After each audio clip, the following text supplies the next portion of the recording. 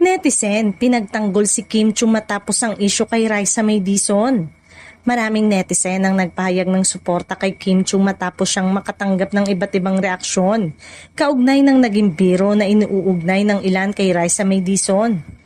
Ayon sa kanila, matagal ng bahagi ng kultura ng mga noontime show ang biruan, banter at mga pahaging sa pagitan ng mga host, lalo na kapag magkatapat ang mga programa sa parehong oras. Para sa ilang netizen, hindi na bago ang ganitong klaseng palitan ng linya.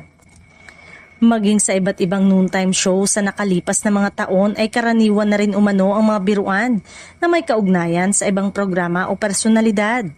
Dahil dito, naniniwala silang hindi ito dapat agad bigyan ng negatibong kahulugan kung malinaw na bahagi lamang ito ng pagpapatawa. May mga nagsabi rin na iba ang sitwasyon kung ang pinag-uusapan ay isang drama, talk show, dokumentary, o public service program.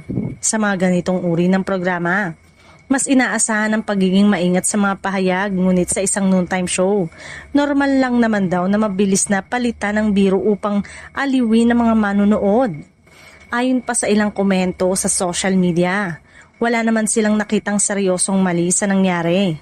Sa halip, naging usap-usapan ang magkabilang panig, kaya kapwa nabigyan ng atensyon sina Kim Chiu at Raisa May Dizon.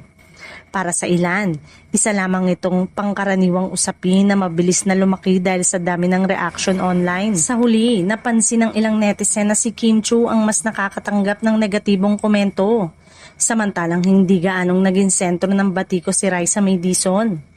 Gayunpaman, nananatiling magkakaiba ang pananaw ng publiko sa issue at patuloy pa ring pinag-uusapan sa social media ang naging pangyayari.